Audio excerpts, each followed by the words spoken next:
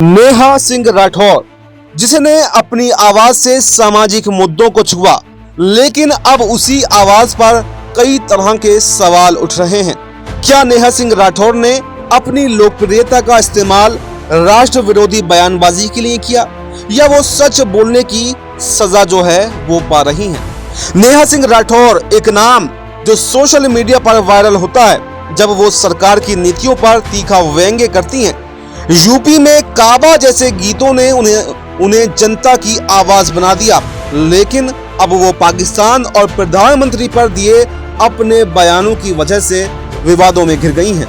हाल ही में नेहा सिंह राठौर ने social media पर कहा कि पाकिस्तान की बात करने वाले आखिर चीन पर चुप क्यों हैं?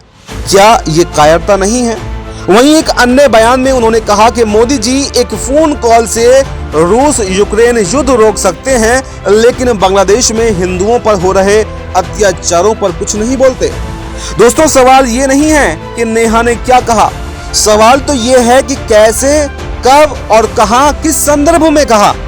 नेहा का बयान सुनकर कुछ लोग उन्हें निडर सच्चाई की आवाज मानते हैं, तो वहीं दूसरी तरफ बहुत से लोग इसे राष्ट्र हित के खिलाफ बताते हैं। लोकप्रियता के साथ जिम्मेदारी भी आती है। जब आपकी बात लाखों लोग सुनते हैं तो क्या आपको ये सोचकर बोलना नहीं चाहिए कि इसका असर क्या होगा? नेहा के खिलाफ लखनऊ में एफआईआर भी दर्ज हुई है। आईपीसी और आईटी एक्ट की धाराओं में इन पर केस बना है। यहाँ पर एक सबसे बड़ा सवाल ये उठता है, क्या ये एक कलाकार की अभिव्यक्ति की स्वतंत्रता पर हमला है, या फिर राष्ट्र हित में ये जरूरी कार्रवाई है? क्योंकि कई लोगों का मानना है कि नेहा के बयान चुनावी माहौल को प्रभावित करने के लिए दिए गए हैं। वहीं पर कुछ लोग ये भी कहते हैं कि उनकी बातों में एक दर्द है, एक सच्चाई है, लेकिन उनका तरीका जो है वो थोड़ा बहुत गलत हो सकता है। तो क्या इस बयानबाजी के पीछे कोई राजनीतिक एजेंडा है, या फिर ये सच का एक आईना है जो हम देखना नहीं चाह रहे हैं? नेहा सिंह राठौर का मामला हमें एक बहुत अहम बात सिखाता है कि किसी भी लोकतंत्र में बोलने की आजादी जरूरी है, लेकिन उसमें जिम्मेदारी भी जुड़ी हुई होनी चाहिए। क्या नेहा ने वो संतुलन खो दिया है, या वो उस सच्चाई को उजागर कर रही हैं जिससे सत्ता जो है वो असहज हो जाती है?